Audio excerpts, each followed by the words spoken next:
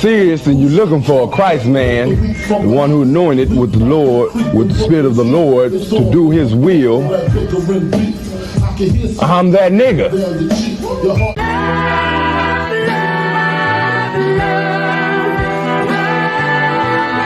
One West, 125th Street. Look, y'all put y'all faith in presidents like they gon' change this country. Run the league and let y'all play cause y'all gon' make a money. Fuck Obama, he ain't come here on cargo. American Yahanna don't like no soldiers. With the Spirit of the Lord, we don't like no soldiers. You understand me? Like a saint, black, Hispanic, native, they hate y'all as the same. Hate Christ in their image, hate you as a slave.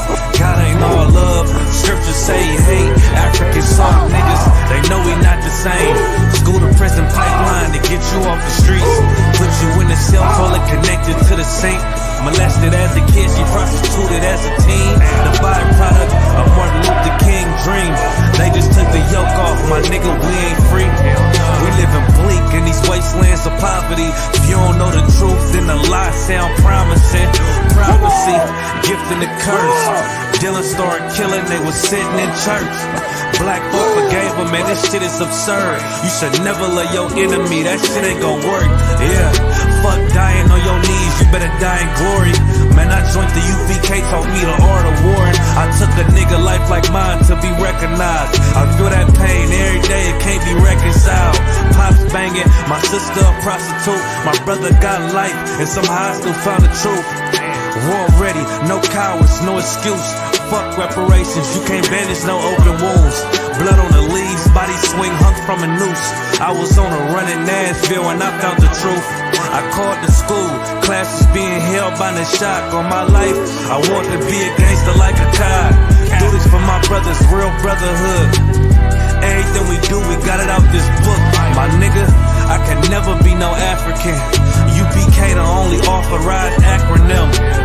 I'm passionate about my brothers and sisters. We in hell, I ain't got nothing against them. That's another religion. If it ain't under Yahanna, Amy murdered by them and got a hug from Yahanna.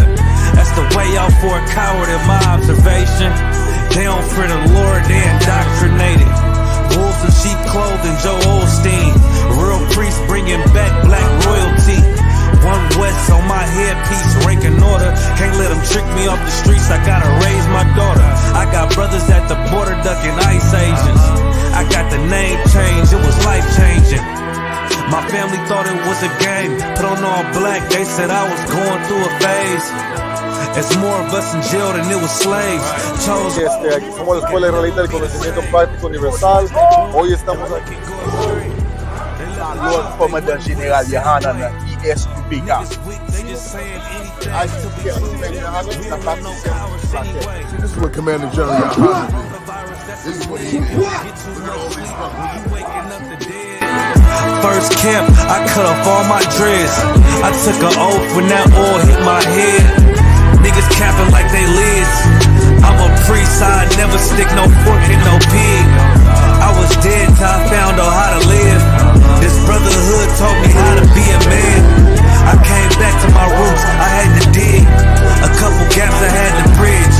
I got a rib, I'm married to this work. You wanna serve the Lord, he ain't in the Christian church. I had to dig.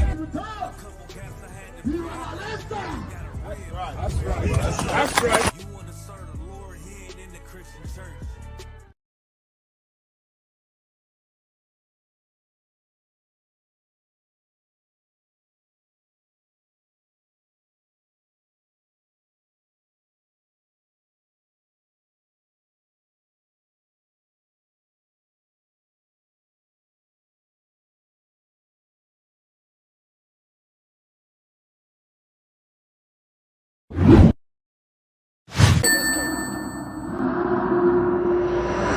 One Westworld. Right.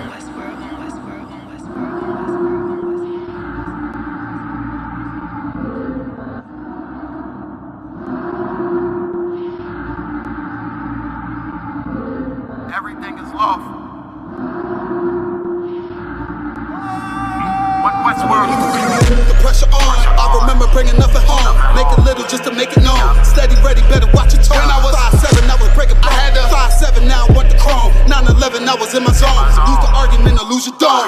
Cool, ain't no running up.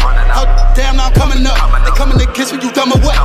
You drawn, you done enough. They told me don't rush it, just wait my time. Paying attention, I see the signs coming right to me like. Is Officer Swap y'all online?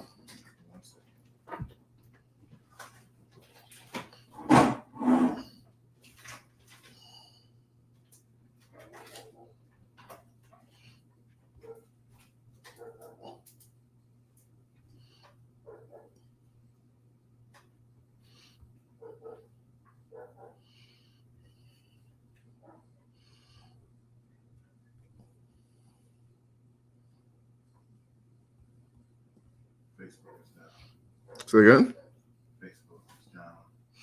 Facebook is down. Okay.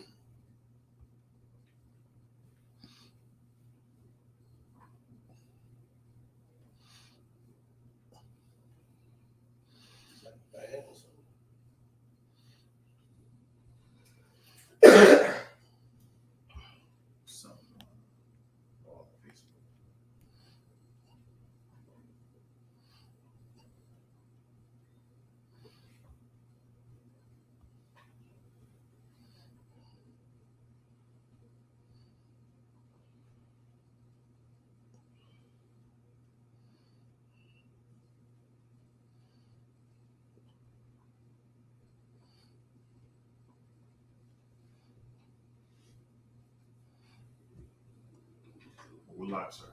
Live? Okay, so Facebook is up. YouTube is up. Facebook. Okay, so we've been up on YouTube. Come on. Oh, I thought you was fixing it. My bad, y'all. All right, cool. All right, so any questions on the line or in the class? Y'all niggas just know everything.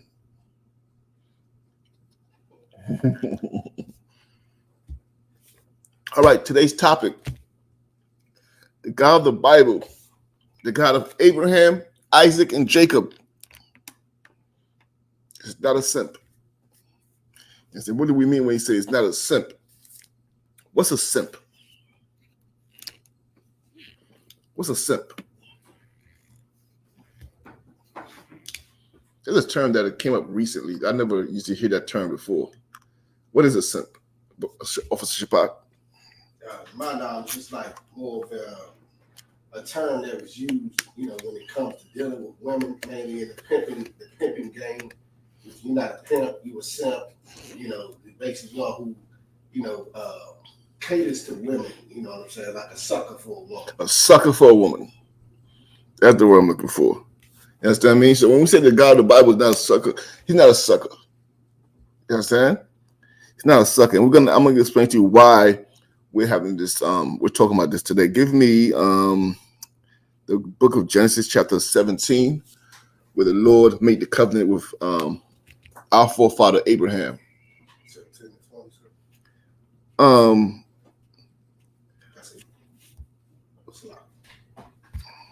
20. Say again.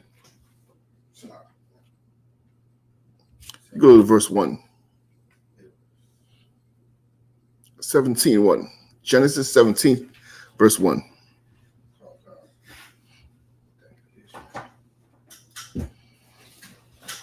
Shout out to all those on the live stream. We have Just Art and Paint. Shalom, sis. Adolphus Last. Shalom, brother. Akira 76. Shalom. Darius Harrod. Shalom, brother. Kelly Usual. Shalom, sis. You said yes, 17 and 17:1. Lord is not a simp, man. Everybody needs to get that. And let me tell you what, on top of that, everybody else's God is a simp. Just to make it clear. Everybody else's God is a simp. The white Jesus is a simp. Allah is a simp. And you're going to see why I'm saying the things I'm saying. Who got it? Okay. Book of Genesis, chapter 17, verse 1. And when Abram was 90 years and 90 years old and 9, the Lord appeared to Abram and said unto him, I am the mighty God. I am the Almighty God. walk before me, and be thou perfect. Verse 2. And I will make. So, like, can we share the YouTube link on the DC class page or no?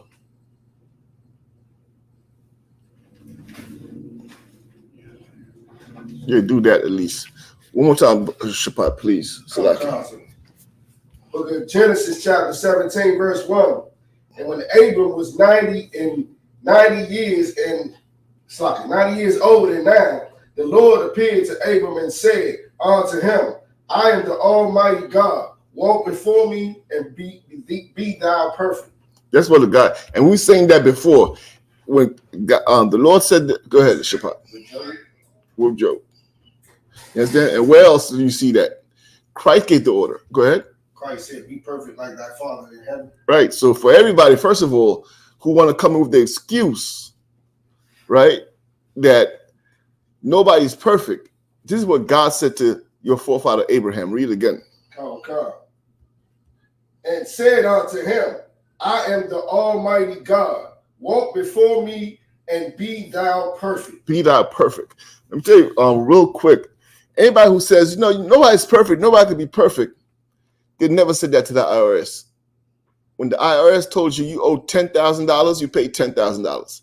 If the IRS said you owe $50, you paid $50. You understand what I mean? Nobody ever said to the IRS, nobody's perfect.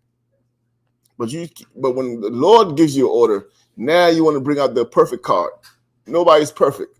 Meaning that nobody can uphold the laws that the Lord has given you. Let me tell you, the Bible says the laws of the Lord is not burdensome, man. The law of the Lord is not burdensome. So for you to say nobody's perfect, because you can't follow simple instructions. Don't eat pork, nobody's perfect. Don't eat shrimp, nobody's perfect. Don't eat lobster, nobody's perfect. Don't eat all these unclean things. Love thy brother as thyself. Don't hate your brother. When you hear these things, your answer to it is nobody's perfect. But the Lord's not going for that. The Lord told Abraham that going forward, you know what I mean? Going forward, if you're going to follow me, you got to be perfect. You know what I mean? If you're going to follow me, you got to be perfect in following the Lord. Keep reading. Who got it?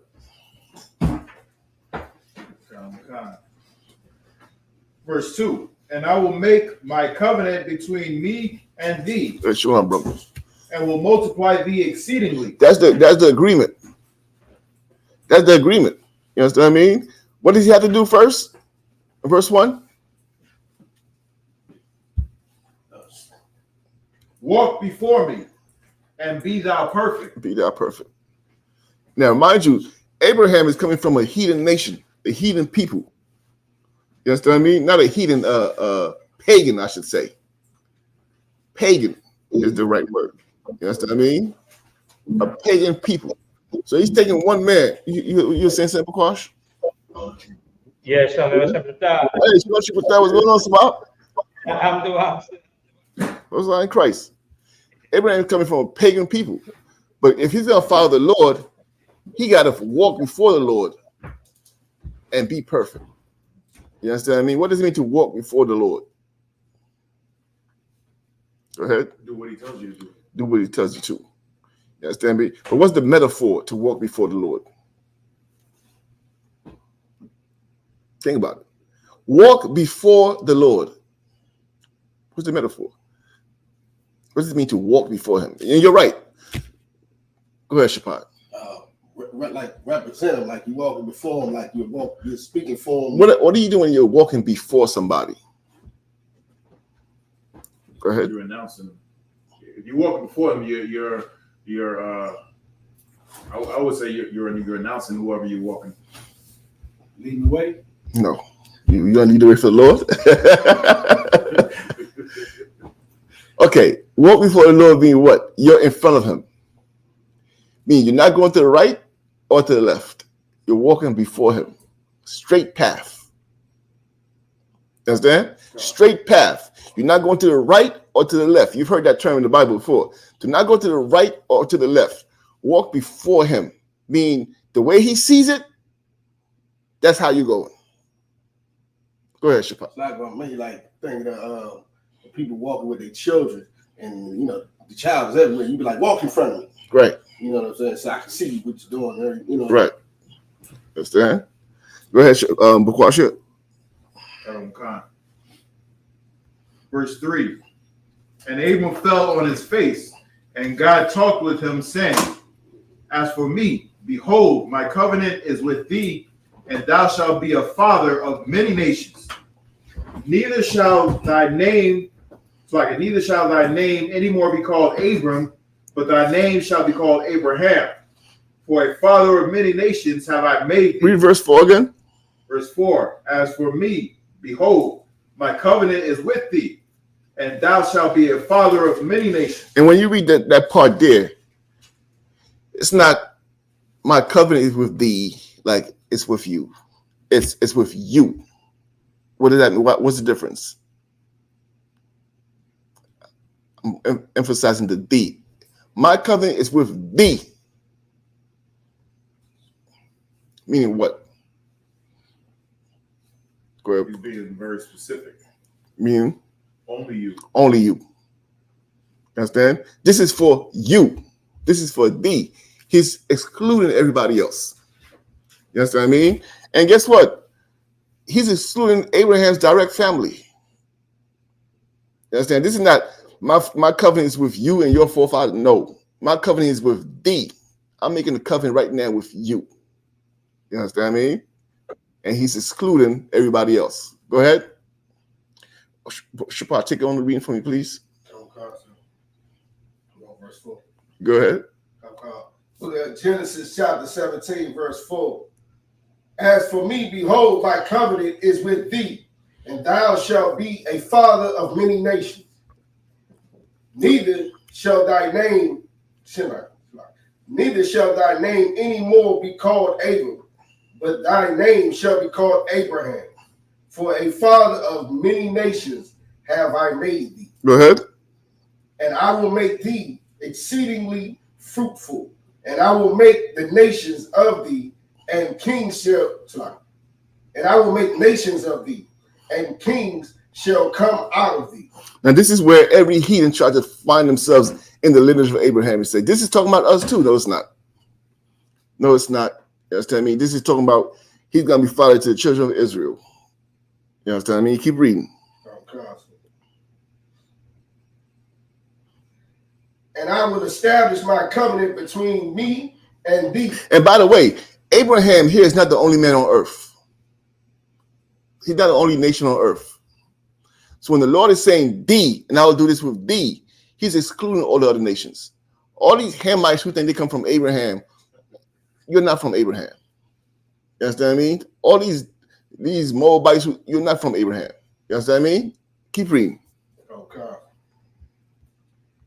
And I will establish my covenant between me and thee, and the seed after thee in their generations, for an everlasting covenant, to be a God unto thee, and to thy seeds after thee. Right, go ahead. And I will give thee, and I will give unto thee, and to thy seed after No, thee. read 7 again. And I will establish my covenant between me and thee, and thy seed after thee. Me and thee, me and you, and thy seed after you. Again, he's excluding everybody else.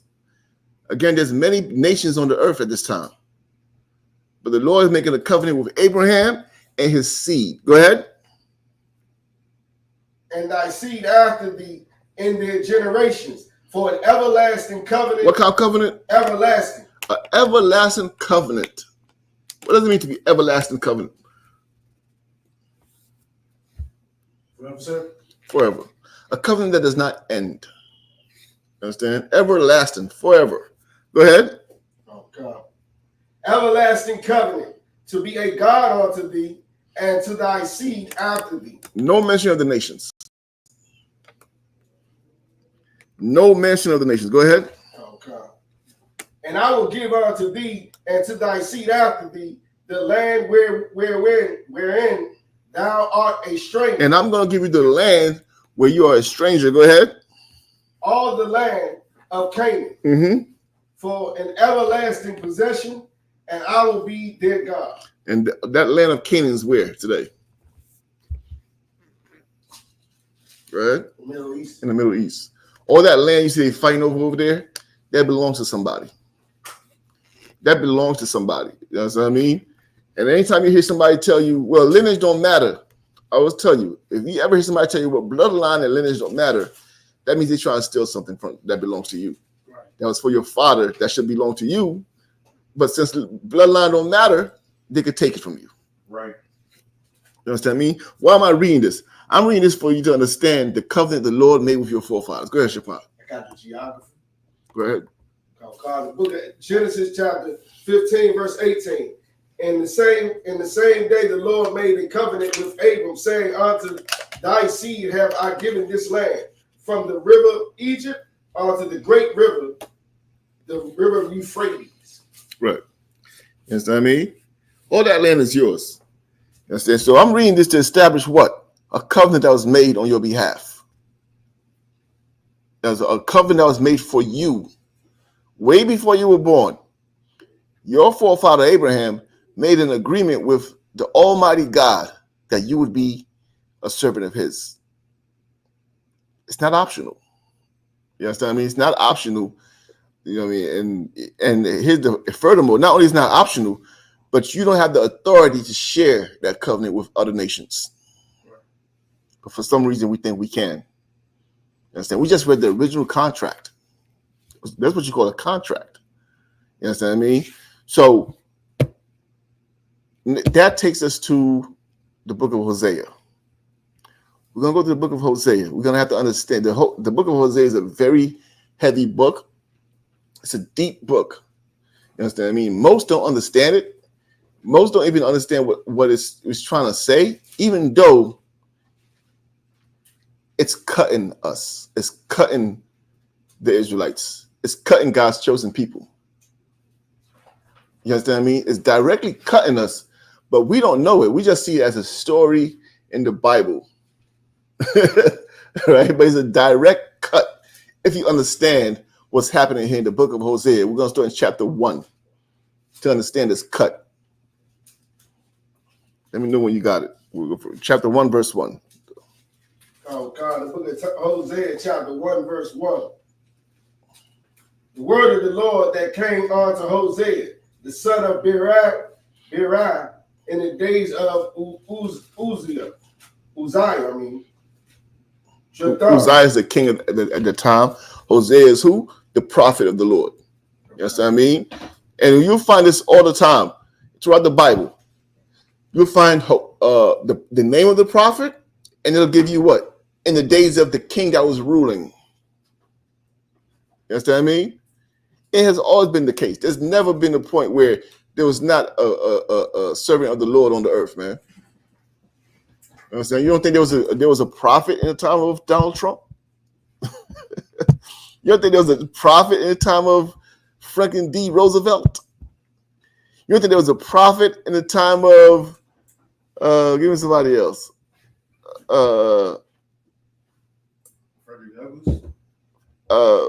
Bill Clinton, Barack Obama. You don't think there was a prophet in their time? There was a prophet there. You just didn't look for him. You understand? We'll get into that also. You just didn't look for him, or the Lord didn't find you worthy of finding him. You understand what I mean? Keep reading, Officer Shaphan. Oh God, sir. In the days of Uzziah, Jotham, Ahaz, and Hezekiah. So those are the kings. They mentioned, I believe, 4 kings there that have passed, and this prophet was the head prophet in those times. Right? Go ahead. Okay. Kings of Judah. And in the days of Jeroboam, the son of Joash, king of Israel, the beginning of the word of the Lord by Hosea. So this is the beginning of his. What does that mean? The beginning of the word of the Lord by Hosea. The beginning of what?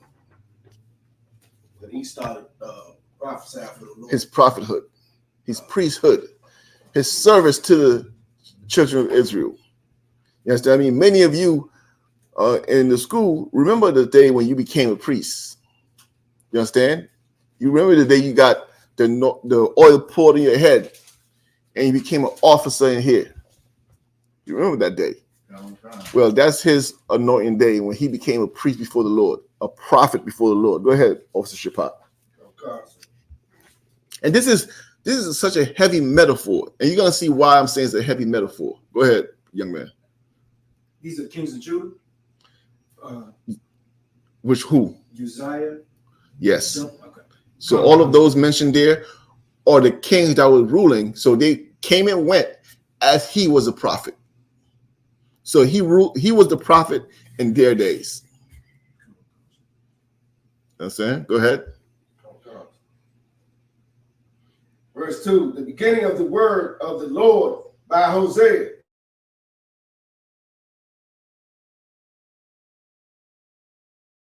In the days of Yahushua, good night. These are the priests and prophets of the Lord in the days of Yahushua. These are the ones ruling with him. That's what you want, brother. You know what I'm saying? That thought just came to my mind, man.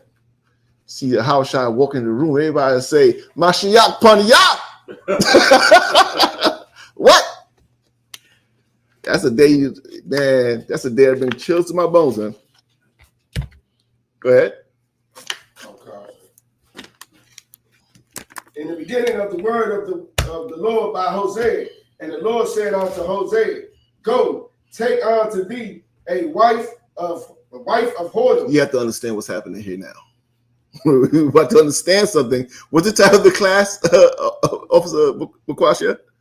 The God of the Bible is not a simp. You're going to understand what we're talking about now. Read that again. And the Lord said unto Hosea, go take unto thee a wife of whoredoms. Go take unto thee a wife of whoredoms. What's a wife of whoredoms? A hoe. You understand? Understand what's happening here now, right? This is such a heavy metaphor. And you have to understand, stick with me, and you're going to understand what's happening here. All right? Read again. And the Lord said unto Hosea, go take unto thee a wife of whoredom. Go ahead. And children of whoredom. Oh, and what? And children of whoredom. And children of whoredom. What are children of whoredom?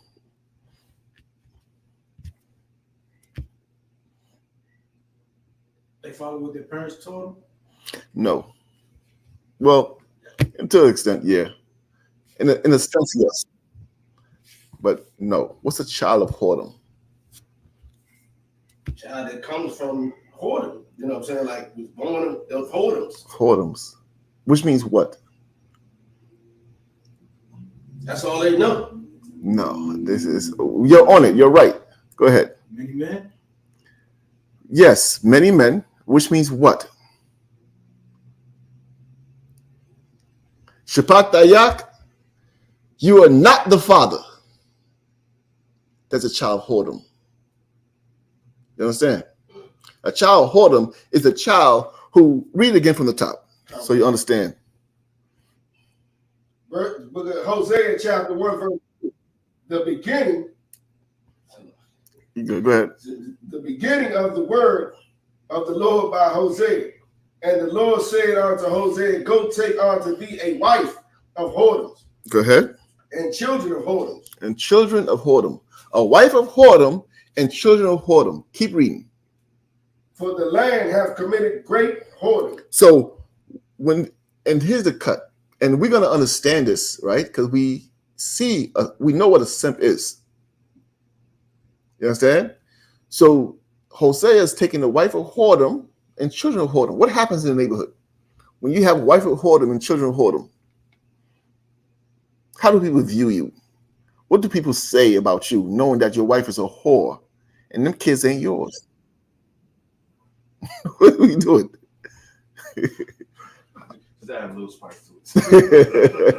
What are people saying in the neighborhood? We've all seen it. A brother who loves a girl, everybody knows she a hoe. Everybody know that kid ain't his. What do they say about him? He a simp? He a simp. He a fool. He a sucker. We laugh at him. Right or wrong? We laugh at him. Why? Because this is a joke. That's your wife? Are you sure those are your children? It's a joke. Well, guess what? Keep reading.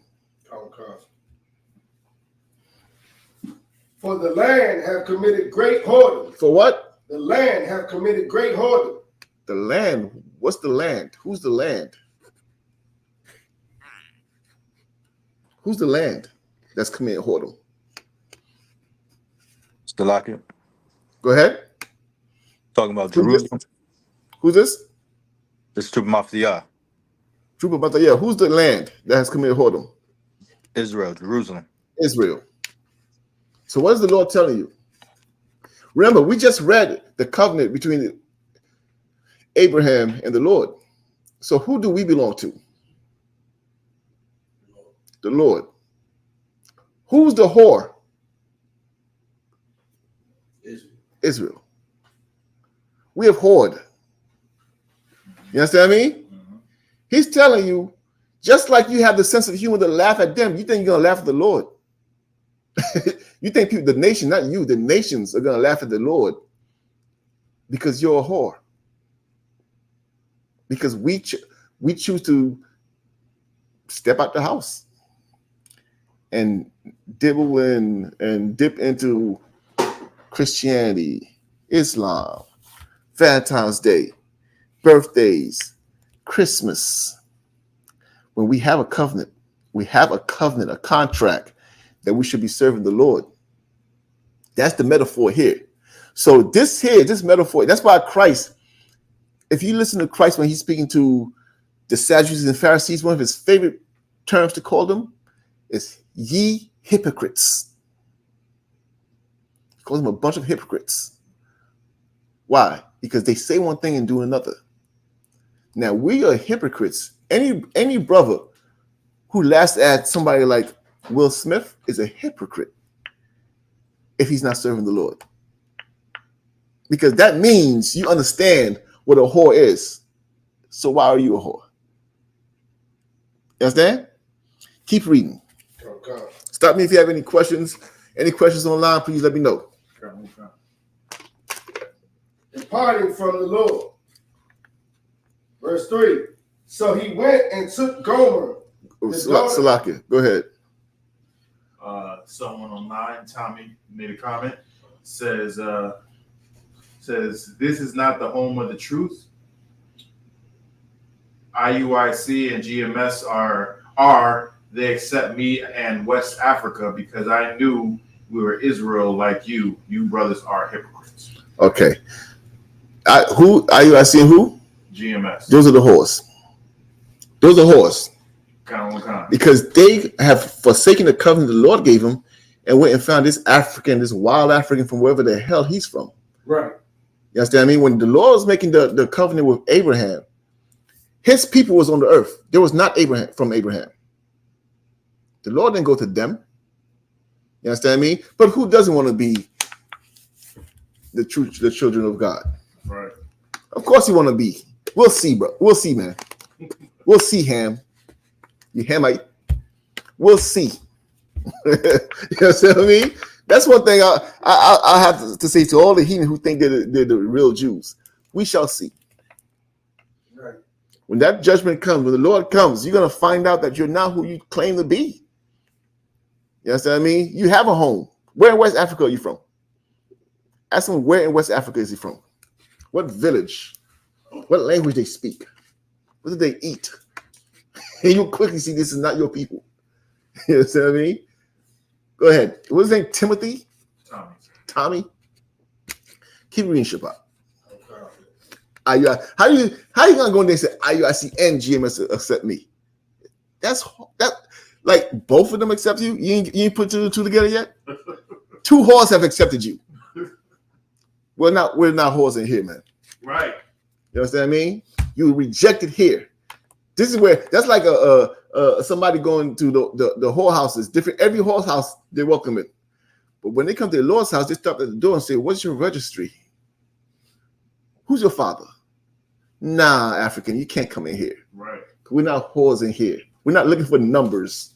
You understand? Let me tell you why they accept you. They're looking for numbers because they put their trust in numbers. You understand what I mean? Go ahead, Shapat. He don't sound faithful to either one of them. He's a whore himself. Right. How the hell are you going to come on here and say, both of them accept me?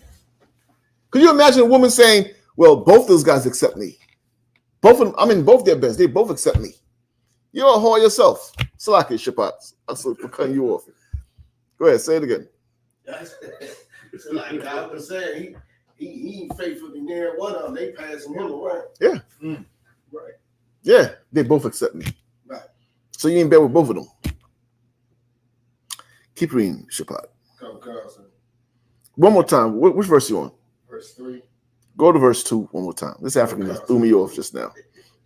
Verse 2. IUIC and GMS accepts him. Can you imagine that? Like, he don't understand how ridiculous he sounds to us. I mean, 2 whores have accepted me. 2 whores have accepted me. That's crazy. Go ahead. The book of Hosea, chapter 1, verse 2. The beginning of the word of the Lord by Hosea. And the Lord said unto Hosea. And we're not in the truth because we don't accept him. So accepting him is what will make us in the truth. Who the hell are you? God rejected you, not us. God rejected you. It's not us rejecting you. You think we have a say in who God accepts or not? We just follow the orders. You understand what I mean? If God said you was one of us, you would have been one of us. God said you're not one of us. What could we do to help you? Nothing. You're wasting your time here. Go ahead, Shapat. And the Lord said unto Hosea, block him. Go take unto thee a wife of whoredoms and children of whoredoms, for the land hath committed great whoredom, departing from the Lord. For the land has committed great whoredom by what? Departing from the Lord. You understand that? So the Lord is telling Hosea to do that so that you could see the metaphor in what's happening, what you've been doing to him. Go ahead. It's a lot about me. I believe last night he put on a comment that he was budding weed while looking at this foolishness. And you ain't block him then? I got to come here and do all the blocking. Yeah, you see, had you blocked him then, he wouldn't have wasted my time today. Go ahead, Shapat. He's bunning weed. An African bunning weed and interrupting the class. Go ahead. Verse 3. So he went and took Gomer, the daughter of Diblaim, which conceived and bare him a son. Go ahead. Verse 4. And the Lord said unto him, call his name Jezreel. Go ahead. For yet a little while, and I will avenge the blood of Jezreel upon the house of Jehu. Go ahead. And I will cause to cease the kingdom of the house of Israel. Verse 5. And it shall come to pass that that I will break the bow of Israel. Break the bow of Israel in the valley of Jezreel. Verse 6. And she conceived again and bare a daughter. And God said unto him, call her name Loramiah, for I will no more have mercy upon the house of Israel, but I will utterly take them away. So their names after judgments. You understand me? That's why he says, call his name this because I'm going to do this. Call her name that because I'm going to do that. Go ahead, Shapat. It's a lot about me. Is it that Jezreel is Judah and Loramiah is Israel? No. The two kingdoms? No. It's not about me. Go ahead. Because the Lord had Israel taken away in captivity by No, I see what you're saying. In a sense, yeah, because the two judgments were the two nations, yeah.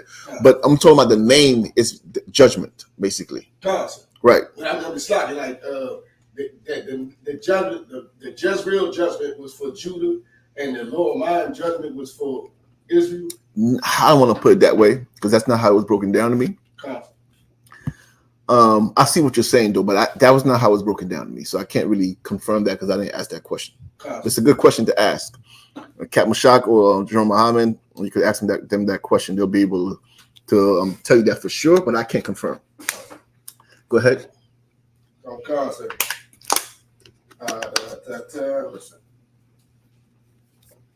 ahead. 7.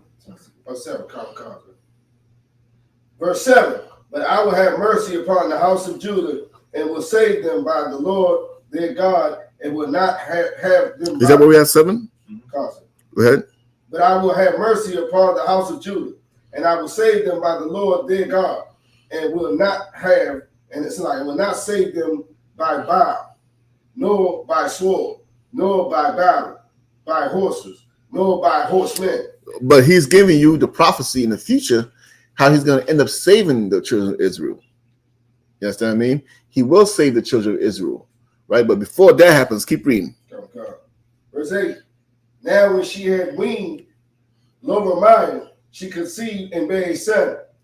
And then God said, call his name Lo-Ami, for ye are not. So call his name is Lo-Ami, right? So the word Ami, and of course this is not the Paleo Hebrew, but the word Ami means son, right? Lo is not. So call his name Lo-Ami, meaning he's not my son, right? You have that child. His name is not my son. Can you imagine you have a son, or your wife has a son? What do you want to name him? Not my son. That's going to be his name. You know what I mean? Because why? The Lord is saying this is a child whoredom. You understand? This is a child whoredom. Meaning what? This child here did not come forth by the covenant I made with Abraham, Isaac, and Jacob, that you would follow my laws, statutes, and commandments perfectly. This child was born when the nation of Israel was serving other gods. So it's a metaphor, right? Keep reading.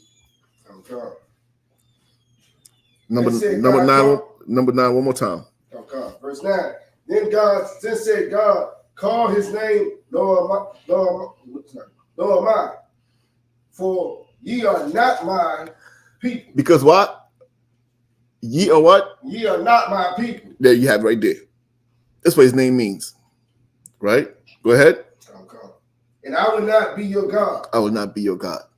And Ami is actually son. You are not my son. That's what he's saying. That's literally what he's saying. You are not my son, and I am not your God. Name the boy that.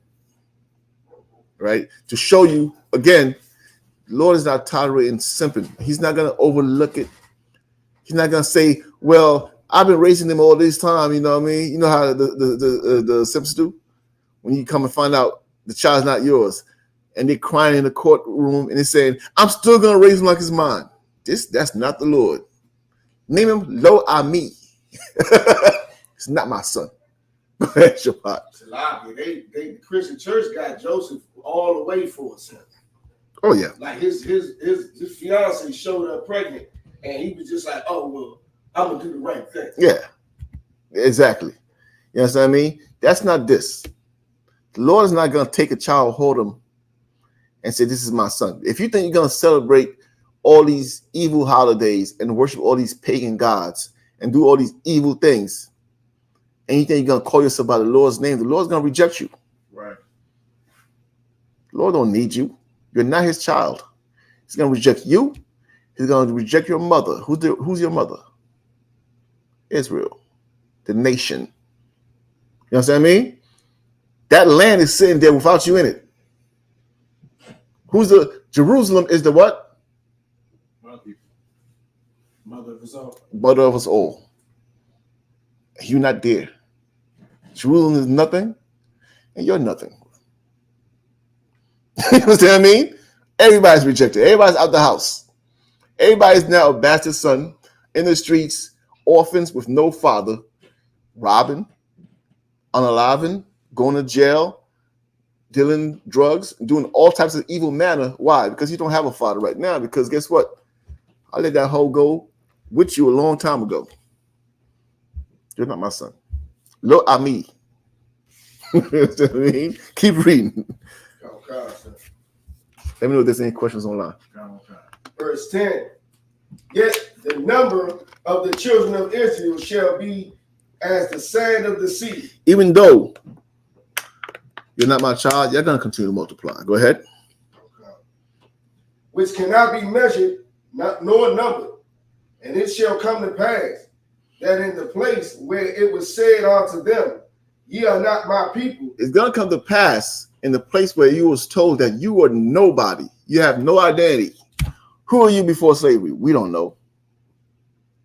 Surely not God's people, though. You understand what I mean? In the place where it was said that you are not my people, go ahead. There it shall be said unto them, ye are the sons of the living God. That part there is so heavy. Why is it so heavy? There it shall be said unto them. Who's the them? Israel. Israel. Who's saying it? Shabbat. The heathens. No. The Lord. No. Who's saying it? Prophet. The who? The prophet. The priests and prophets of the Lord on the corners every week, letting them know ye are the children of God. Read again. And it shall come to pass that in the place where it was said unto them, ye are not my people, there it shall be said unto them. In the place where you're being told you're nobody, you're not God's chosen people. There, go ahead. It shall be said unto them, ye are the sons of the living God. That's our job now. The Lord sends us out to tell them what? Ye are the sons of the living God. We got to go out there and say that. That's the time we're living in now. You understand? I mean, we got to go to a people who are told that they're not God's people. And then every evil, it's like when you look at the whole metaphor, so it's kind of heartbreaking, right? It's like a bunch of children who are orphans don't know the covenant that their father had with God. Don't know that they are the children of God, the only children of God on earth, the only ones that the Lord deals with, the only one that the Lord loves, his favorite, his preferred people, his special people on the earth. They don't know because our forefathers hoard, and we got put out the house. You know, the Lord is sending his prophets out to regather these people after they've been broken down for centuries. You understand me? After they've been destroyed and lost their identity and don't even know who they are. And we got to go out there and tell them what, Shabbat? Ye are the sons of the living God. You are the sons of the living God. Whether you like it or not. This is a covenant that was made way before you were born, brother. Right. You understand what I mean? This is a covenant that was made way before you were born. You know what I'm saying? Keep reading, Shabbat. Oh, constantly. Verse 8.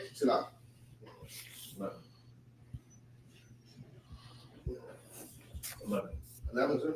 Mm-hmm. Watch. That's what it is. Oh, see, I see my man. Verse 11. Then shall the children of Judah and the children of Israel be gathered together. The children of Judah and the children of Israel shall be gathered together. Y'all familiar with that scripture where the Lord says the two sticks will become one? Oh, God. Is a precept for that, right? The children of Judah and the children of Israel shall be gathered together. Go ahead. Oh, God. And appoint themselves one head. And appoint themselves multiple heads. One head. Multiple camps. One head. IUIC and GMS. One head. Appoint for themselves one head. Go ahead.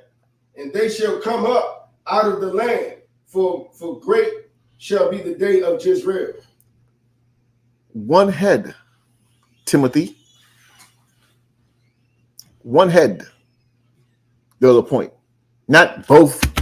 This people and these people have accepted me. No. And that day, ain't gonna be multiple camps. Let me tell you something, man. There's only multiple ways of doing things when the Lord is not here. You understand me? When the Lord's not here, there's different ways of doing it. There's different ways of doing it. You know why? There's no accountability. So you can do it however the hell way you want to do it. You understand what I mean? But when the Lord is here, all of a sudden, there's only one way to do it, and it has to be the perfect way. Right. So, but for now, you have different camps.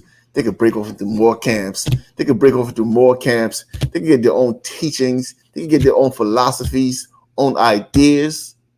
They could name themselves generals and bishops and captains. They could do whatever the hell they want because the Lord's not here. But when the Lord is here, what are they going to do, Shabbat? Read again. Come. Then shall the children of Judah and the children of Israel be gathered together and appoint themselves one head. Appoint themselves one head. Go ahead. And they shall come up out of the land, for great shall be the day of judgment. Let me tell you what was so evil about this is that they got, imagine now, every camp, right? Every fake Israelite group, I should say, all of a sudden know who to choose to be that one man. They all know all of a sudden. Just like in the days of Moses, once that fire came down, when the Lord started speaking, that thunder was coming down, they all said, okay, Moses, you go over and speak to the Lord. All the bravery came out of their heart because they were not, because let me tell you something about all these fake groups that we're comparing to whores. They're a bunch of cowards. Right. You understand what I mean? When there's no penalty, everybody has an opinion. Everybody knows the right way. Everybody has freedom to disagree. You understand what I mean? But where there's penalty, everybody says, well, I think you better do it, brother. You might know better than me. I mean, you might know better than me. Because now what they're going to do? They're going to start to sit back and think, when the hell did the Lord ever appoint me to do anything? You understand what I mean? Because now there's penalty. Let's go to chapter 2. I want to stay on this topic.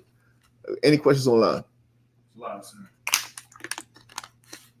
Hosea chapter 2. Say ye unto your brethren, I'm me, and to I'm I, and to your sisters, Rahama, plead with your mother. Now, slow down now, right? Say unto your brethren, I'm me. Remember, notice how they take the low out of it? Now, he's my son. You understand what I mean? I'm me. And his sister, Ruhama. Ruhama, that word means somebody who's been shown mercy. Somebody whose debt has been erased. Somebody who's been given forgiveness. So say unto Ami, my son, and her sister, who I forgive. You understand what I mean? Go ahead. Okay. So that's the judgments being reversed now. Go ahead. Okay. Plead with your mother. What? Plead with your mother. Plead with your mother. Plead with your mother. Okay, so now what's happening here?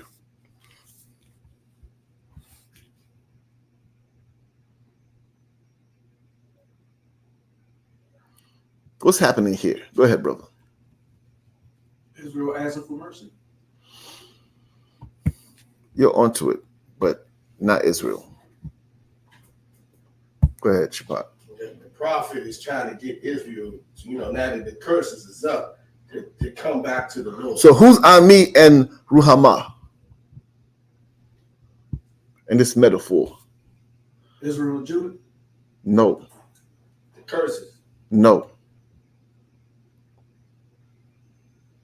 Who's Rami and Ruhama? Who is God's son and who has he shown mercy to? So-called blacks, Hispanics, and Native American Indians. No. Look outside. They look like they've been shown mercy. Niggas. Go ahead. The prophet. Who? The prophet. Who's the prophet? The prophet is what's his name? Hosea. Okay, no, you almost had it. You've been shown mercy. You are God's son. You have come back into God's fold. You understand? You have changed. You have been born again. Born again as his son. Now he's saying to you, plead with your mother. Who's your mother? Israel. The children of Israel. The knuckleheads out there. The people, why they're your mother? That's the people you come from. You know what I mean? That's the whore. That's the one who's in every mosque, in every Christian church, and Catholic church, in every pagan institute. That's them. Read verse 2 again. Look at Hosea chapter 2, verse 2. Plead with your mother. Plead, for she is not my wife. She is what? Not my wife. Even though you've changed and you've been shown mercy and you're his son, she is not my wife. He's not a simp. He's not. You changed, he sets you back. She's still a whore out there. She's not my wife. Go ahead, Shapa. Can the precept for verse 1 be like when it was like Christ, you telling Christ that your mother and your brethren is where they want to talk to you? And he was like, who is my mother and my brethren? These men right here is my brethren. So like verse you 1, can, but you'd have to be very careful because, you know, this is a little bit different in the sense that you was completely rejected because you was out being like the children of Israel is out being a whore. You know what I mean? So a precept for one is a good one for it is, can these bones live again? Right? Because they were dead and now they came back to life. They've been shown mercy. They're now God's children. Another precept for it is, ye must be born again. You know what I mean? You must be born again. It's all tied in. Born again, his children. You know what I mean? If you're going to be his son, you have to be born again because the first birth was not his because you was born under Baal. You was born under Shaitan. You was born under the Christian church, celebrating Christmas and doing all types of evil out there, smoking weed, doing drugs, sleeping with whore. That's who you were born under. But you were born again. And now you're his son. You understand? However, even though you're his son, Ami, and he's showing you mercy, Ruhamah, go plead with your mother. Go plead with your mother. You understand what I mean? Keep reading. plead, for she is not my wife. Mm-hmm. Neither am I her husband. Neither am I her husband. What does it mean when? Okay, well, obviously, he's saying he's not her husband. What does being a husband come with for her? Protection. I'm not protecting her. She's not under my protection. If he says I am not her husband, that means my protection is not over her. So what happens to out there happens to out there. You understand? So you better go out there and plead with your mother. Keep reading. Oh God. Neither am I her husband. Let her therefore put away her whoredoms. Put away her what? Whoredoms. Go ahead. Out of her sight. Put away your whoredoms out of your sight. What are her whoredoms? What are her whoredoms? We just mentioned a few of them. Go ahead. Christmas, birthdays. Christianity, Islam, I.U.I.C., GMS. Those are the whoredoms. Easter. You understand what I mean? Democrat, Republican. Those are her whoredoms. You understand what I mean? Following gods that your forefathers did not know. Abraham does not know none of the gods that black people follow today. Those are her whoredoms. You know what I'm saying? Keep reading. Okay. And her adulteries from between her breasts. Go ahead. Lest I strip her naked. Lest I what? Lest I strip her naked. God is not a simp, man. What does it mean, lest I strip her naked?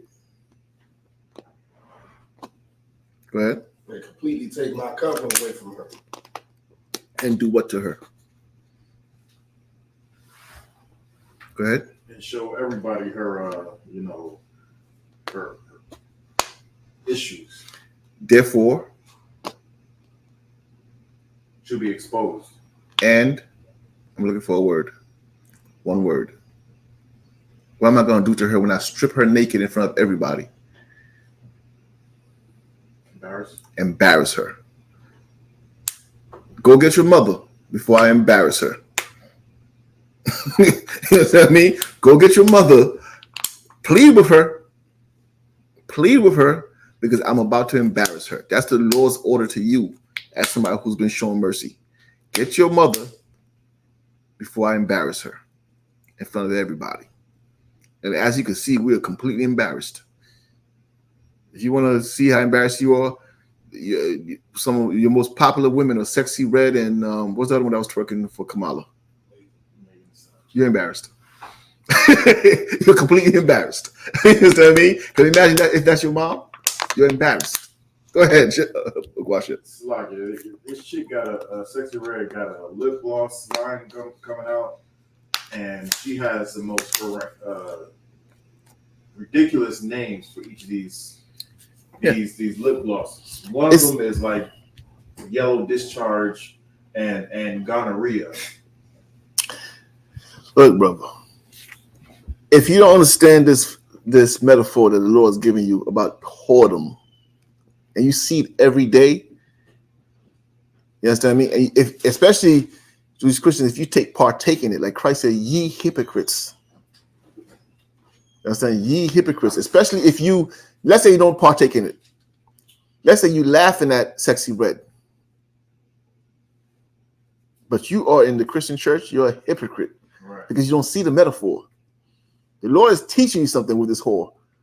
You don't see it because you're too simple to see past, what she's doing. If you look into the spiritual world, you see exactly what's happening. You understand what I mean?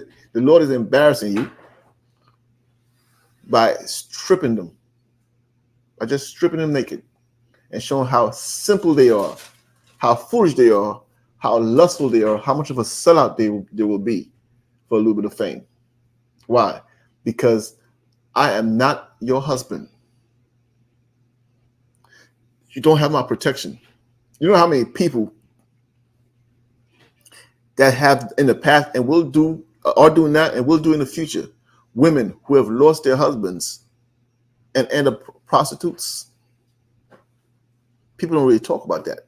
How many people lose their husband, lose that protection, and end up selling it to survive? Why? They don't have a husband. The Lord is saying, I'm not your husband. So of course she's out there selling what? Gonorrhea lipstick? Of course she's out there selling it. She has no father. She has no father. You understand? And guess what? The father is what separates you from the heathen. Your father's name is what makes you not a bastard child. Right. You understand? Keep reading Shabbat.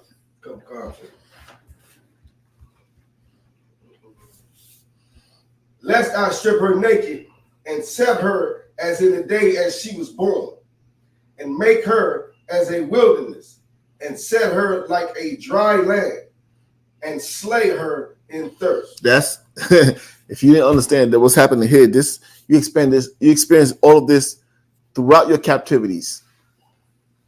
You understand? Throughout your captivities, you've been naked, in the wilderness, in the dry land, and thirsty. You understand what I mean? That's why Yahanna, what did he say? He say, if you ask God to give you living water. This thirst is not just, of course, it is a physical thirst, but this is thirst for the truth. You understand what I mean? You haven't had the truth for so long, you can't even take it in a heavy dose. That's why you got to get the milk scriptures, because you can't take it in heavy dosages. You understand what I mean? You can't take it in heavy doses. I remember one time we was in the world, my brother came from jail, right? And it was a big celebration. My mom cooked a feast of food, right? At the Black Rice? It was there. It was there. Everything was there, right? And everybody's excited. Everybody's plate is full. Like we had family over, friends over. Everybody came to see my brother. And he sat there. He just sat there and looked at the food. He had a little bit of food in his plate because my mom had fixed him a plate and he didn't want too much. And he took like 2 bites. And he was just sitting there. And everybody, you're not eating? You're not eating? Because they would think he'd be the first one eating. But he was like, it looks good, it smells good, but I can't digest that. He's used to eating garbage. You know what I mean? The food that he's used to eating for the past how many years is what he's used to eating. He can't eat this. And that's why a lot of times when you see people in the world, you're trying to break down something heavy to them. They can't take that. They're used to garbage. Only thing you could do is feed them milk. What does the milk do? Gets you strong again. Gets your digestion system going. It gets you, back healthy so that your stomach can digest more solid food. That's why we teach with the milk scriptures. That's why I always say, like when we go to camp, like in our mind, we're gonna go out there with a dynamic speaking. It's going on deaf ears, brother. It's dynamic to you because you can understand it. You can digest it. I mean, it's like preparing a big steak for a toddler. He don't even got teeth. He don't got teeth. No matter how well the steak is done and prepared and seasoned, he don't got teeth. You cut a piece in his mouth, he'll be chewing on that same piece for the next 6 hours.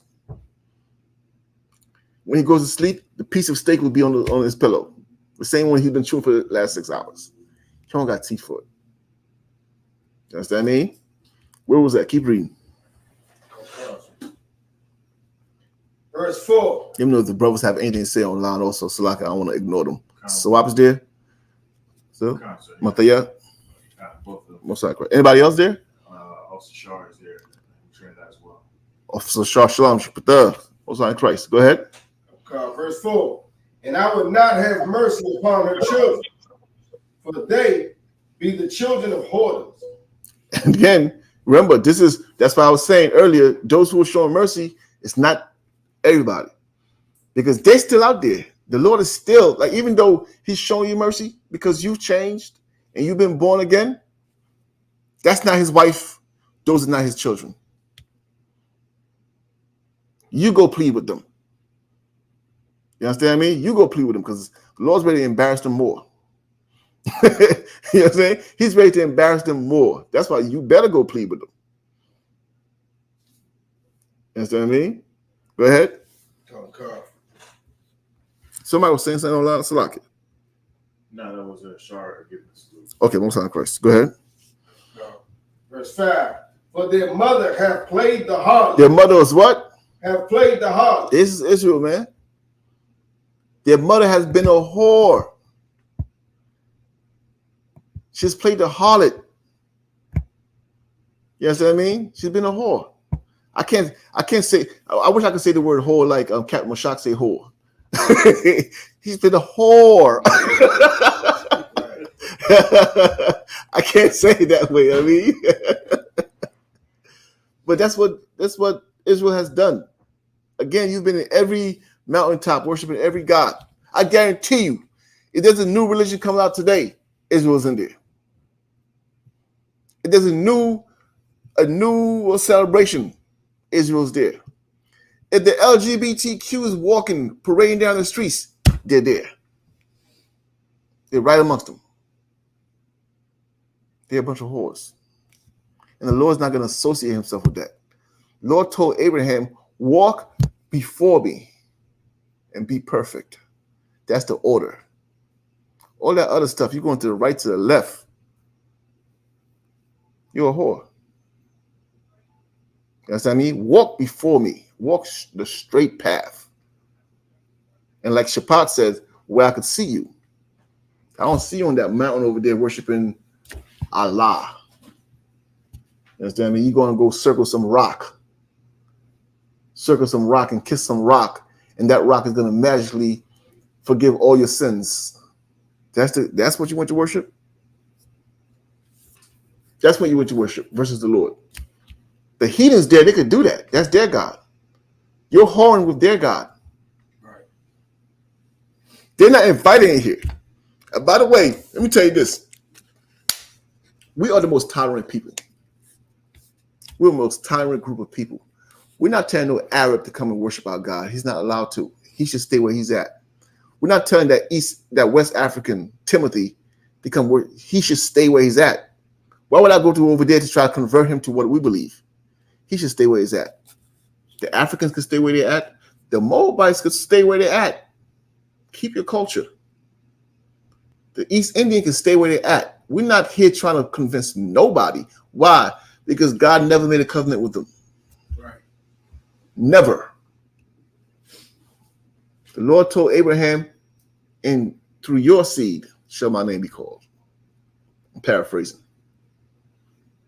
You know what I mean? Keep reading, Shabbat. Okay.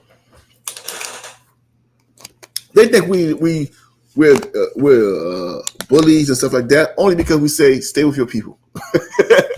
What's wrong with that? Stay with your people. Japanese, stay with your people, man. Go and support your people and love your people. Nigerians, go love your people. Go.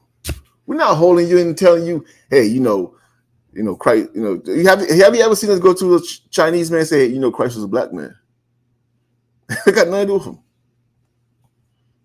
Got nothing to do with him. Only thing we ever said to the Chinese man, yo, give me some extra duck sauce. That's the only thing I ever said to them. Don't forget the duck sauce. You understand me? That's the only thing I've ever said to them. Go ahead, Shabbat. Okay. No, you said you had your hand up. Go ahead, Salaki. I was going to make a comment about what you're saying. Go ahead. You good? Go ahead, make a comment. Cause I was about to say with the dude, he already on with them, but he and I chat every day. He want us to get the acceptance. He think we're whores too. Right. He think he gonna go everywhere and everybody's just gonna accept him, and he don't understand why he gets turned away at the door. Like we block you. Like we don't even want you. We don't even want you to waste your time. You understand what I mean? Like if you knock on the door, we'd be asking, how'd you get this address? What are you doing here? Go to the West Africans, man. Go to them. Or go to the whores. Go to the whores, because this house here is a house of integrity, a house of self-respect. You understand me? This is not a house where every nation could just walk in and make themselves at home. This is not that. You understand me? This is a house that walks before the Lord. And we don't get to decide who comes in here and what nations. Nah, that's been decided before we got here. All we could do is follow the orders. Right. You understand me? Go ahead, Shabbat. Keep reading. Verse 5. For their mother had played the harlot. She that conceived them have done shamefully.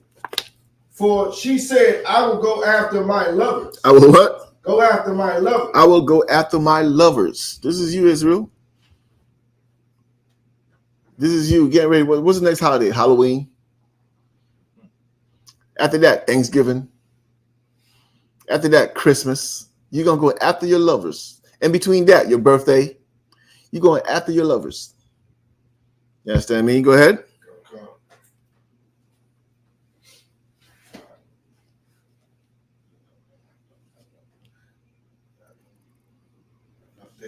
That give me my bread. For she said, I will go after my lovers. Go ahead. That give me my bread and my water. Go ahead. My wool and my flax. My oil and my drink. Okay, somebody break that part down for me. It's pretty simple, but I want to hear it broken down. Go ahead. Sounds like she's saying she's gonna go basically to the oppressor because they give me all these. They give me food stamps. They give me Section 8. Therefore, I don't need no man. No man. I don't need a husband. I don't need no man. That's what it's saying here. We got everything we need. The oppressor supplies me what I need. Therefore, I don't need God. You understand what I mean? It's such a parallel. It's such a parallel that these is, they don't even like when I hear them say that, I just think about this like, damn, like this is such a, like when you understand this metaphor that the Lord put before us, if you really study this, understand this, and look at our community, you're just gonna be like, damn, this is us. If you know who's who are you in this picture? Who are they in this picture? And just look at the behaviors and understand why the Lord said you better go and plead with her. Why do you plead? Because you're desperate. That's why you plead with her, to save her. That's your mother. That's your people. The Lord's about to embarrass them more. You understand me? And it's going to shame you because guess what? That's your mother. That's your people. You understand? Now you got to look at all those, the Elamites and the Ishmaelites. All of them somehow are greater than you on the earth. How the hell is that possible? An African is greater than you on the earth. What? What? Who's your favorite African, Shabbat? Who? You know what I mean? Who did they have that is like has done anything? Who's your favorite Moabite? Ammonite? Ishmaelite? What skill? Who's your favorite? Okay, let's get specific. Bakwash, you watch football. Who's your favorite Ishmaelite player? I don't think there is an Ishmaelite. You don't like Mahmoud? Mahmoud Hussein? He's not in the NFL? Lies. No? Who is in the NFL? His only brothers that take on those names. Yeah. Who is in the NFL? Jerome? Jamal? I mean, that's who's in the NFL. The greatest people on the earth. But because you don't want to follow the Lord's going to shame you. You understand? Go ahead. Verse 6, therefore, behold, I will hedge up thy way with thorns and make a wall that she shall not find her path. Now the Lord is against you. The Lord is not a simp. He's not going to overlook it. He's not going to hug you and say, I know the child's not mine. I mean, but we're in this together. You hoes who like to hear that, you're not going to hear from the Lord. You see what I mean? You'll never hear that from a man with integrity, with honor, self-respect. You'll never hear that from him. You understand what I mean? Keep reading. Verse 7, and she will follow her lover. She will follow after her lovers, but she shall not overtake them. You're going to be chasing these lovers, and they're going to be smashing and dashing. And you will not overtake them. Mean what? None of them will keep you. None of your lovers keep you. They sell you out. Right now, you know who's their lover right now? Kamala Harris. She's a lover for them right now. They're in bed with Kamala Harris. Wait till she gets elected. Never heard of you. All the what's it called? The hot sauce on the table with the pictures, all the hip hop concerts, all that's going away. Once she got what she wanted. When she got what she wanted from you hoes, you know how your hoes get treated, right? These hoes, you know how they get treated in the streets. Well, that's what she's about to do to Israel. You understand me? Just like Obama. I remember there was a sister, a young sister. She was crying. I don't know if you remember. It's a young sister. She was on TV. She was crying when Obama got elected. After Obama left office, they interviewed her again. Who remember that? You remember it? I remember crying, sir. You remember crying? She was crying and she had a hope. And the whole campaign, what was the campaign on? Change. I think that was it, right? And afterwards, when they interviewed again, she was like, yeah, he didn't do anything that we thought he was going to do for us. You know what I mean? And she was like, she was speaking, and she was like, yeah, he didn't do anything for us at all. Like, I was very disappointed. She got played. And Kamala is about to play the same game. Right. That's what I mean. Go ahead, keep reading. Sorry, if I could. Go ahead. And I'm pretty sure the bubble-headed Negroes was pissed off at her for saying that to the public. Of course. That should have been in-house. Of course. They hated when she said that. I mean, she had to let it be. Like she was honest. She said, "Yo, they got what they wanted and they left." You know what I mean, they got what they wanted and they left, like they do hoes. I mean, any lustful bastard, when he runs into a hoe, he even believes he loves her in the moment till he gets what he wants, and then he remembers she's a hoe, and all the lust have left your body. All the lust have evacuated your body, and now it's just you and a hoe sitting there. You're not sticking around. You're not sticking around. All the promises go out the window. All the, kind words go out the window. All the whining and dining, spending your money, all that goes out the window. You understand? In fact, I tell you this: most men, after they done slept with the hoe, most of the time they hate her afterwards. I mean, most of the time they hate her afterwards. I mean, go ahead, Shapak. Okay. And for the sisters, I'm not talking about, just so you understand, the hoe is the whole nation. Right? This is not a woman bashing segment where we're just attacking the men of the hoes too, if that makes y'all feel better. They're the head hoes because they lean y'all to these devils. I mean, go ahead. But y'all all hoes too. Go ahead, Verse 7. And she shall follow after her lovers, but she shall not overtake them. Go ahead. And she shall seek them, but shall not find them. She shall what? She shall seek them, but shall not find them. After they done smashed, after they done got what they need after you, you're looking for them. The number you have dialed is not in service. That's what you're hearing. The number you have dialed is not in service. Or there's the person you would call is not taking calls right now. That means you're blocked. You're blocked on social media now.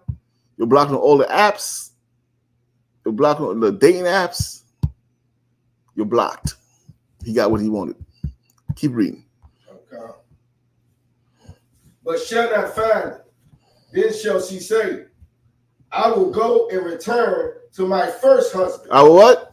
I will go and return to my first husband. Then she'll say, I will go and return to my first husband. Go ahead. For then was it better with me than now. The prodigal son. Understand what I mean? The prodigal son all over again. This is another precept for it. And so when you go out there and you get abused and abused, you're going to think back and say, damn, I did have a husband who took care of me, who preferred me above all people on the face of the earth, who made me royalty, who made me luxurious, who made me what I am today. You're going to start to remember that husband when everybody else has forsaken you. You understand what I mean? Go ahead.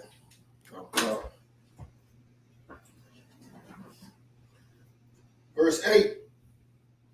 For she did not know that I gave her corn and wine and oil and multiplied her silver and gold, which they prepared for Baal. Therefore I will return and take away my corn in the time thereof, and my wine in the season thereof, and will recover my wool and my flax given to cover her nakedness. Okay, now somebody break down this part here for me. Verse 8 and 9.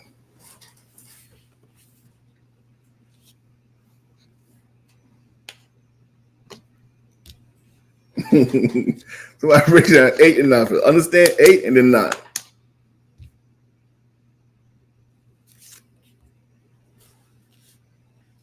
Go ahead, bro.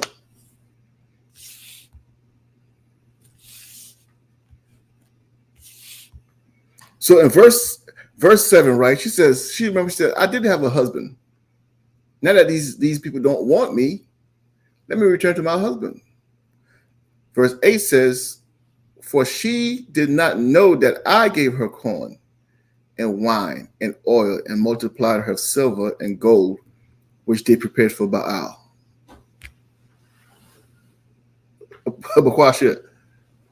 So it looks like it's saying that she ain't know I was the one who gave her all, who provided her with what she needed, and now that she's trying to return back, I'm taking all that stuff back.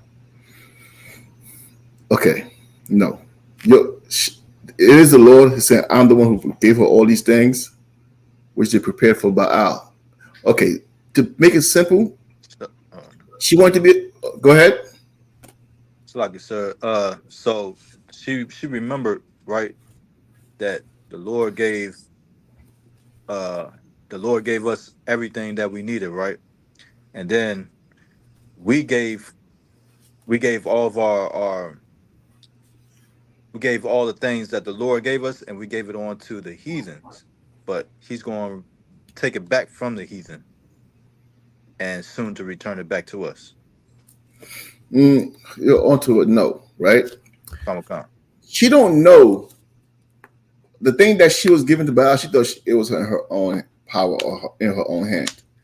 She didn't know the Lord pushed her out the house. Go. You want to go serve Baal? Go. Take this with you.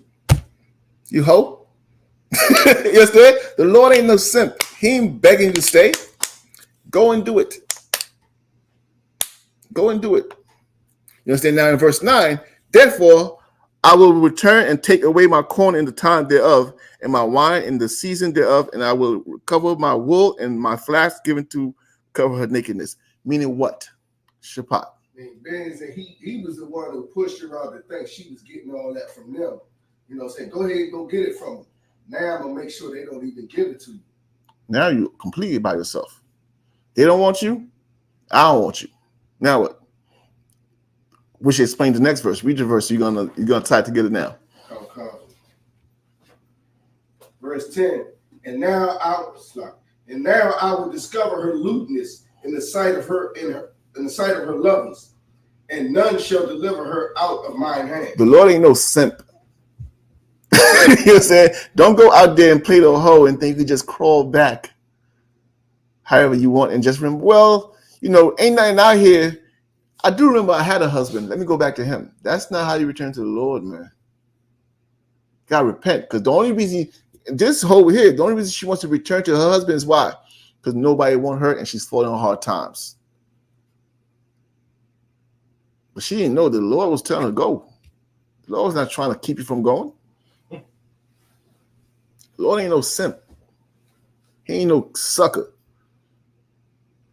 I mean, you're not going to go and hold on him and think, well, now that nobody wants me, let me go home.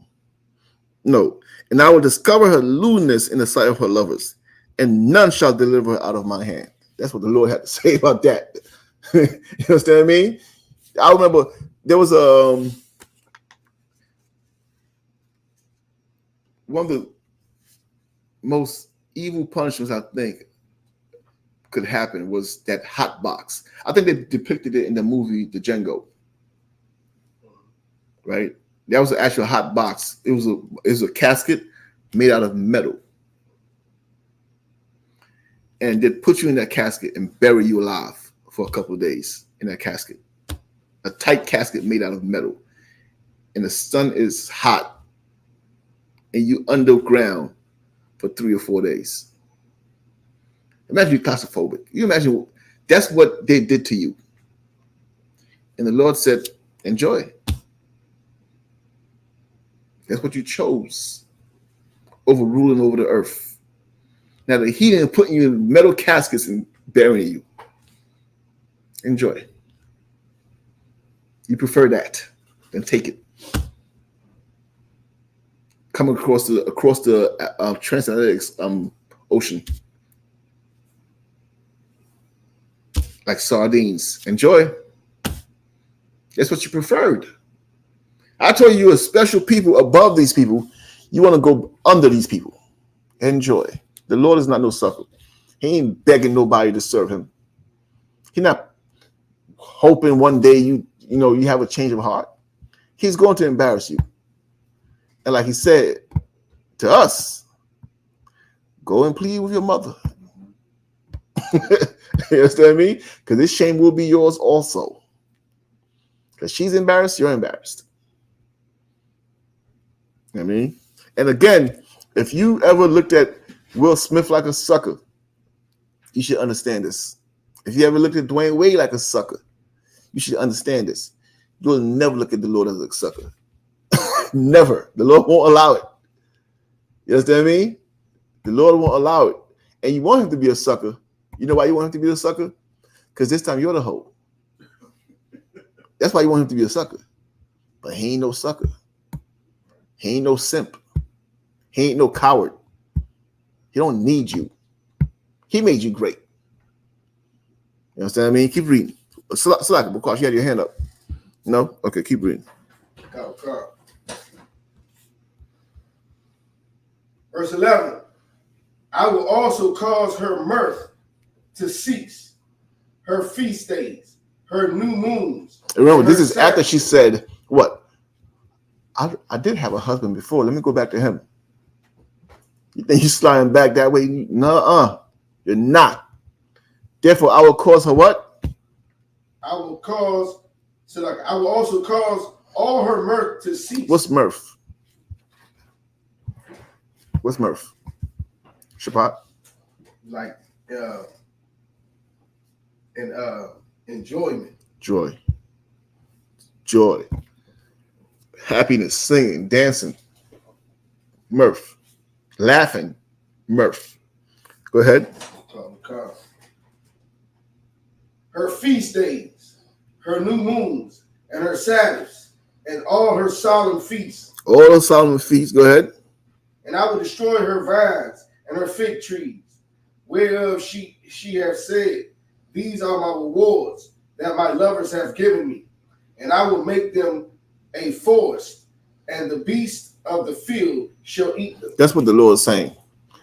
Remember, she's saying, I want to go back to my husband. The Lord said, hold up, ho. Slow down there. These judgments have to come upon you now. You understand what I mean? These judgments have to come upon you now. Because why? Because you only here because you're in a lowly state now. You're used, abused, and nobody wants you. You come crawling back. You think you're going to come back and shame my house. It doesn't work that way. Keep reading. Okay.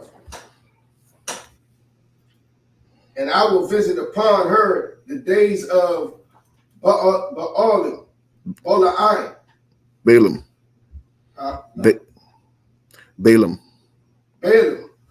wherein she burned incense to them, and she decked herself with her earrings and her jewels, and she went after her lovers and forgot me, saith the Lord. Right.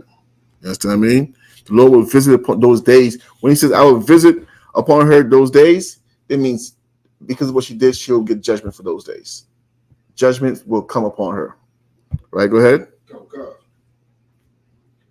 Therefore, behold, I will allure her and bring her into the wilderness and speak comfortably unto her. Go ahead.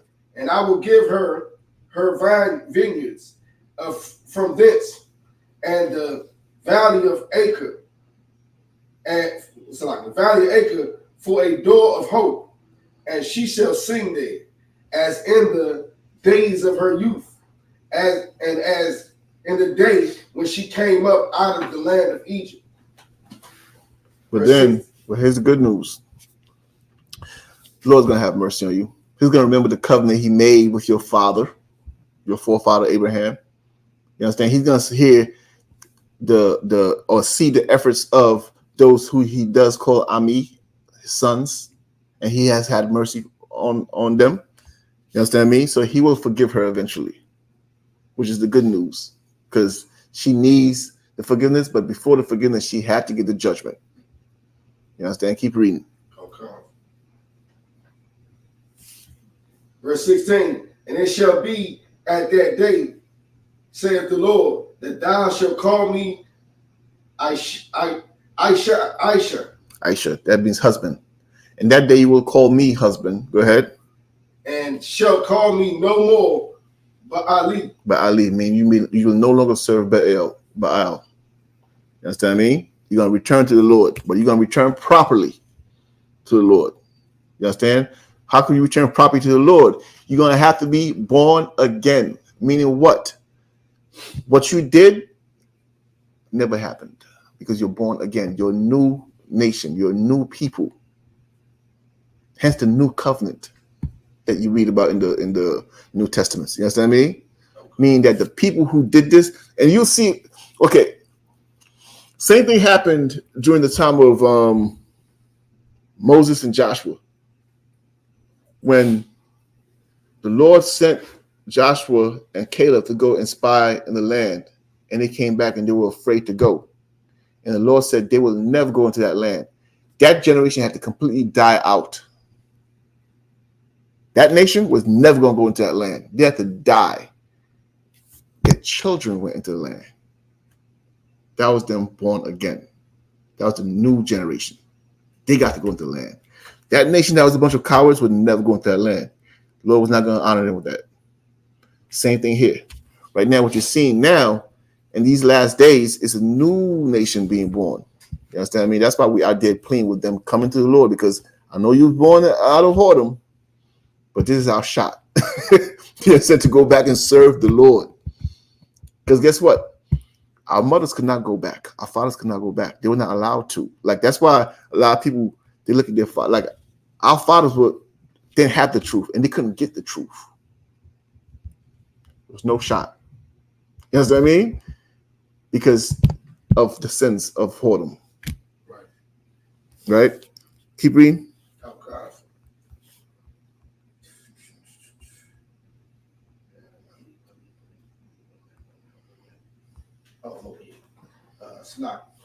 For I will take away the names of Baalim out of her mouth, and they shall no more be remembered by their name. And in that day I will make a covenant for them with the beasts of the field, and with the fowls of heaven, and with the creeping things of the ground. And I will break the bow and the sword and the battle out of the earth, and will make them to lie down safely. Right. He's going to have mercy on us, basically. You understand me? He's going to have mercy on us. Give me the book of 1 Corinthians chapter 6.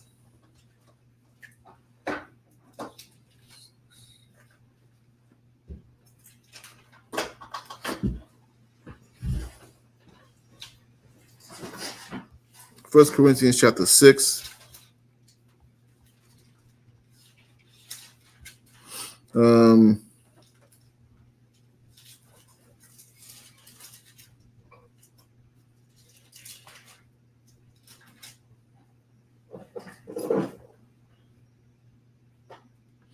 Give me verse.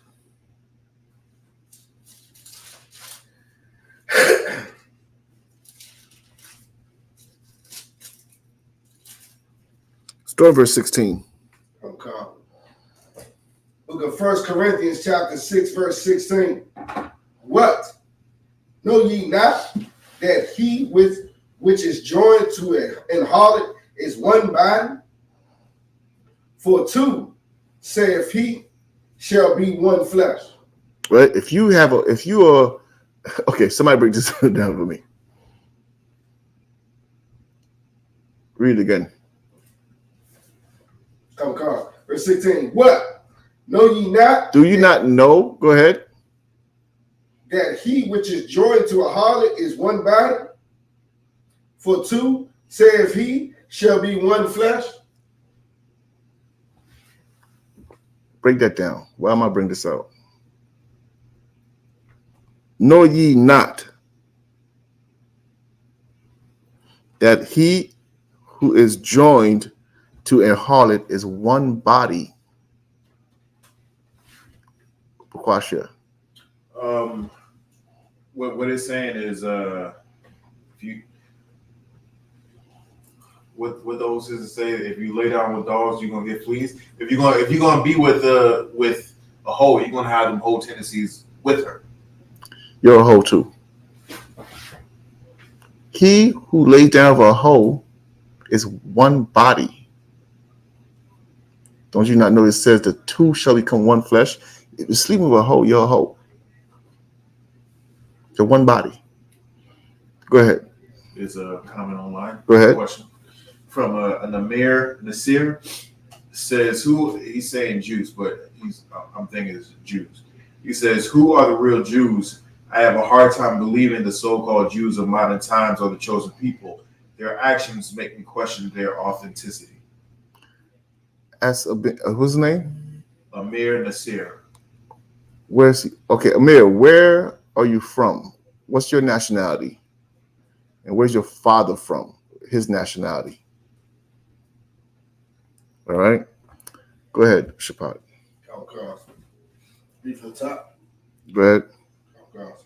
Verse book of 1 Corinthians chapter 6, verse 16. What? Know ye not that he which is joined to an harlot is one body? For two, saith he, shall be one flesh. Go ahead. So, in other words, this is why the Lord had to reject you, because he ain't no hoe. So he not walking with you. He not associating himself with you. If you want to go out and be that, you understand what I mean? Go ahead, Quash, yeah. He responding says, I'm born in Minneapolis, but my family is Egyptian. Okay. So right now you have beef with the Jews. That's why you want to, find out who they are. They're not the real Jews. That for sure you could be certain of. They're not the real Jews, right? The real Jews are today what you would call a people that your people also hate, by the way. African Americans, right? The Hispanics, Native American Indians. You understand what I mean? So knowing that your enemy, the white people over there, not the real Jews, might be a relief for you, but it'll also break your heart to know that another people you do not like are God's chosen people. I mean, the African Americans. If you have any friends who are African American, ask them where they are from prior to slavery. They won't be able to tell you. You understand what I mean? They won't be able to tell you. So, yeah, that answers your question, man. But I don't know what else to tell you. The African Americans, Blacks, Hispanics, Native American Indians are the real Jews of the Bible. All right, Shapat, go ahead.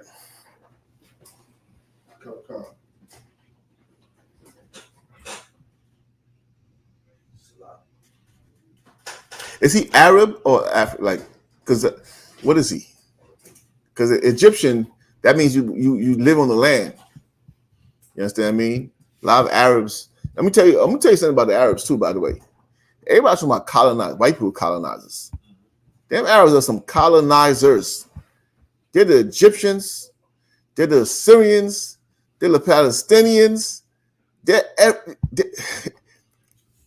the people from Iraq. They're the people from Iran. Everywhere they go, they've colonized everywhere. You understand what I mean? Go ahead. He said, was just wondering your thoughts. Thanks for the response. He says he's Arabic. Yeah. I mean, look, here's the good news. We'll never ask you to join us. You understand what I mean? And it's good because guess what? We don't have a problem with you following your people. Right. Like I said, we're the most tolerant people on earth. We'll never tell Amir here, stop believing in what you believe in, come and join us. You understand what I mean? We'll never do that, even though his people would force us to follow their prophet, right, their so-called prophet. You understand what I mean? Amir, have a good one, man. Keep reading. Where are we at? Let's finish this off. Actually, for the sake of time, cut me down to verse 20.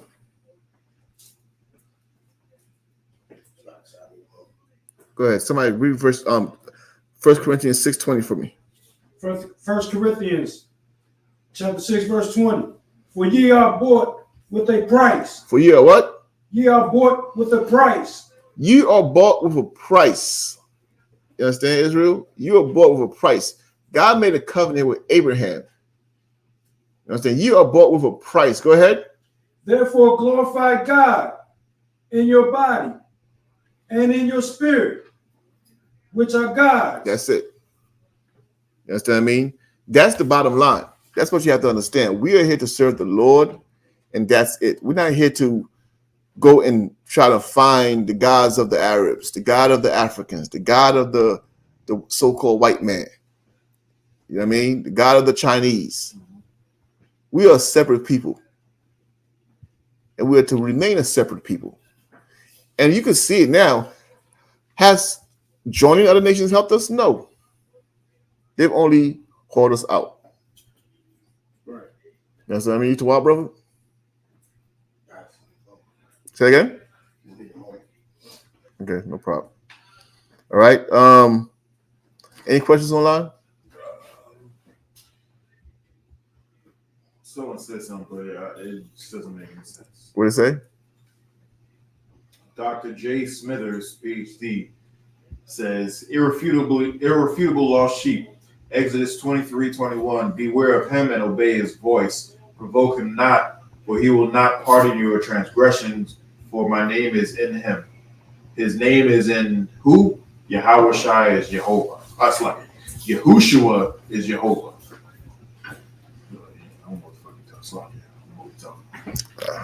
So I'm glad you got that off your chest.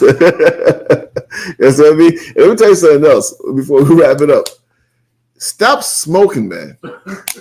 Stop smoking. I'm telling you, like, battle that demon. A lot of you have been smoking for years, and you can't. Like, you have to battle that demon. Right.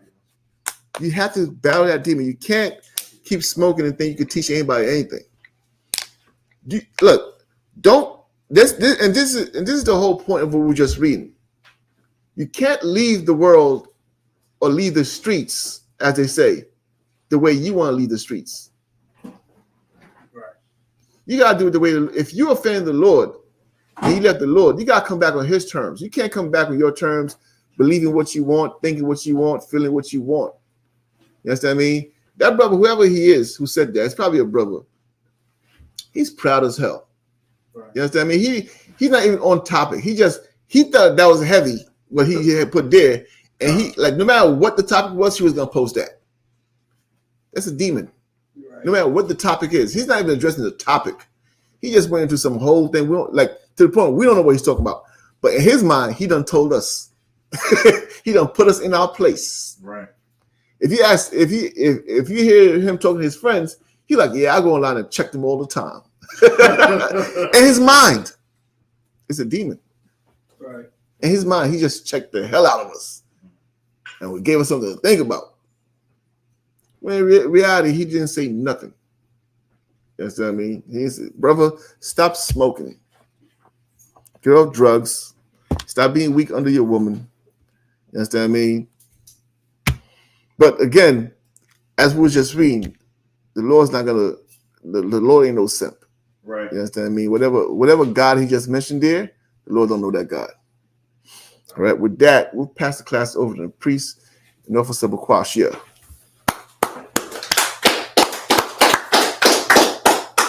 Security announcements. We're at I.S.U.P.K. out of 1 West 125th Street, Harlem, New York, under Commander General Yahanna. New rules for brothers and sisters. When a new brother and sister comes into the school, they are off limits for 6 months. They are to be saluted only. They're here to share themselves with the world. After 6 months, if a brother or sister has an interest in a particular person, he or she must get permission from the head to speak to a brother or sister. There is another 6 months in which a brother and sister will court each other. After this 6-month period, the brother and sister will get permission from the head to marry. Tithes, which is a commandment, you can find this in Numbers 18:21 and Malachi 3:8-10, means tenth in Hebrew. It is pronounced ma'ashera. 10% of every penny of any increase the Lord gives you, give to the treasury department or teacher. Priest fund, free will offering for priests, not mandatory. Whatsoever amount you would like to give. Upcoming holy convocation is the memorial of the blowing of trumpets, which is the first day of the 7th month, is Wednesday, the 2nd October, 2024. You can find this in Leviticus 23, verse 24 and 25. We also got the cookouts. It's still cookout season. The next cookout is August 30th through September 2nd, I believe. Then you got Southern Cali cookout, September 26th through the 29th. And then the Houston cookout, which is October 31st through November 3rd. Also, the Lord's 56th annual Passover is April 12th and is going to be in Atlanta. The Passover fee has not been released yet, but if you just go off of the strength of what was last year's Passover fee, which was $200 for anybody 17 years of age and older, If you set aside that amount of money, you should be Tawab. You know what I'm saying? And however long you're going to stay there for the Passover is going to be in Atlanta.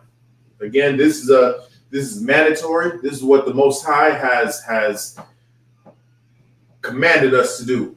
Also, brothers, whoever is going to stand for Hebrew Academy is starting September 15th. You have anything, sir? Well, if for Hebrew Academy, if you didn't get your physicals into Officer Kazak Ahmad, if you're in the DC school, I don't know what to tell you, because I believe that ship has sailed already, right? Okay. Go ahead. Remind Akim and Akwafi to check on social media such as ISUPK.com, Facebook, Twitter, YouTube, and so on for ISUPK events and materials. If your brother wants to be a trooper in the school, you start wearing all black, which includes black boots, black shirts, black pants, black headbands, and scarf. With that, I say Amaju, which means stand. We'll get one praise salute to the teacher. Men of Israel, Mighty Shabbat, Imaju, Barak, Yahanna, Shabarakatam, Yad Matah, class dismissed.